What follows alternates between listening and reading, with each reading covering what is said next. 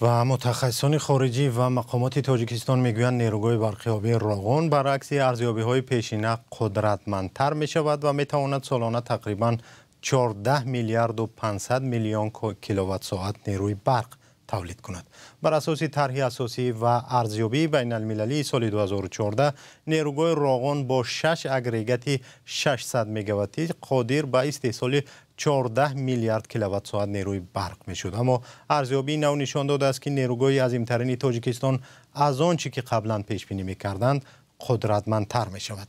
همکارم طاهر سفر این ارزیابی را خلاصه کرد و قبل از برنامه در صحبتی از او جزئیاتی ارزیابی را پرسیدم. در ارزیابی نو شده تاثیر اکولوژی و اجتماعی نیروگاه راغون آمده است با نظرداشت استفاده تکنولوژی‌های نو اقتدار هر اگریگات به 630 مگاوات رسانده می شود و در نتیجه توانایی نیروگاه از 3600 مگاوات پیش بینی شده تا به 3780 مگاوات خواهد رسید.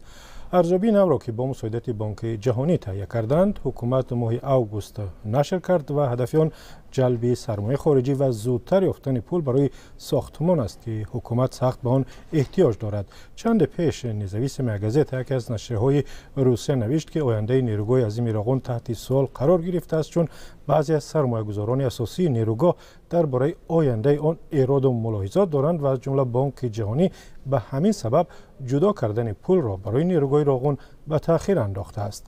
رئیس جمهور امام علی رحمان هم بعداً به محل ساختمان رفت و از مقامات خواست که تلاش‌ها را برای گرفتن پول از سرمایه‌گذاران دوچند کنند. در ارزیابی تازه آمده است هدف از آن رعایت قانونگذاری، استفاده تجربه پیشقدم بین المللی، اینچنین طلبات قرض دهندگان از جمله بانک جهانی است تا که مبلغ گذاری برای انجام دادن ساختمان دسترس شود. این زمان کار در نیروگاه ادامه دارد و به گفته مقامات در راغون حالا بیشتر از 18,000 نفر کارگر و مهندسان کار میکنند. سربندی 335 متر را تا به سطح 145 متر رسانیدند و گفته حکومت ماه ینور امسال شرکت فایت هایت را در آلمان و تولید چرخه نوی نیروگاه راغون آغاز کرده است و آن را باید تا ماه سپتامبر سال 2027 نصب کنند که به معنی به کار انداختن چرخه سوم نیروگاه است. سوال دیگر از همکارم درباره ارزیابی خطر و تهدیدهای احتمالی به ساختمان نیروگاه راغون بود که خلاصه این ارزیابی ها را برای ما و شما شرح دهد. بله، در این ارزیابی که واقعا بیشتر از 500 صفحه است آمده است که هدف ارزیابی معین کردن تهدیدهای احتمالی از جمله از طرف حمله کنندگان یا رقیبان روانه شده است که می توانند به طرح ضرر رسانند. تهدیدها به قول متخصصان قصداً آسیب و یا ضرر رساندن به طرح راغون محسوب می شوند. تهدیدها را به 5 طبقه تقسیم کردند که تروریسم و خرابکاری نیز از جمله آنها هستند. در ارزیابی آمده است تاجیکستان که در آسیای مرکزی واقع است با مشکلات مرکب امنیتی روبرو می شود که از سرچشمه‌های گوناگون از جمله تروریسم، جنایتکاری متشکلانه و نواستواری منطقوی سرچشمه می گیرد. این تهدیدها برای ساختمان سربندها که کار زیادی در آنها جریان دارد و از جمله برای چرخه های نیروگاه عاقبت‌های جدی دارند.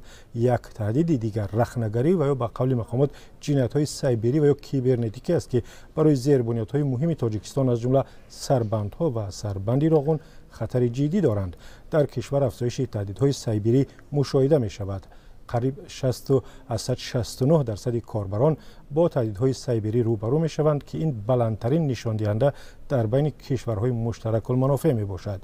در این ارزیابی آمده است که راغون یکی از بزرگترین طرح‌های زیربنیادی در تاجیکستان مخصوصاً در برابر حمله‌های سایبری آسیب پذیر است. سربند که انتظار می رود پس از به اتمام رسیدن ساختمانش بلندترین در جهان باشد برای امنیت انرژتیکی و رشد اقتصادی تاجیکستان اهمیت حیاتی دارد، اما وابستگی آن از سیستم های اداره رقمی آن را به تهدیدهای سایبری آسیب پذیر می کند.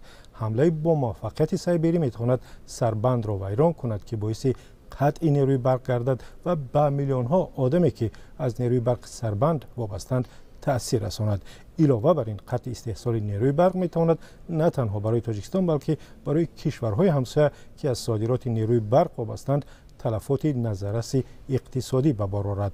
این پایان اقتباس بود که از ارزیابی آوردیم و واقعا حکومت تاجیکستان میگوید راغون در صورت اتمام ساختمانش در سال 2032 بزرگترین نیروگاه منطقه می شود و می تواند در تامین افغانستان و پاکستان و دیگر کشورهای آسیای مرکزی با نیروی برق تازه مساعدت کند. هدف از ارزیابی نو هم آماده شدن به هر تهدیدهای احتمالی بوده است که باید از آن جلوگیری شود. تشکر از همکارم طاهر سفر که بعضی بخش‌های مهم خلاصه متخصصان خارجی درباره نیروگاه راغون را شرح داد.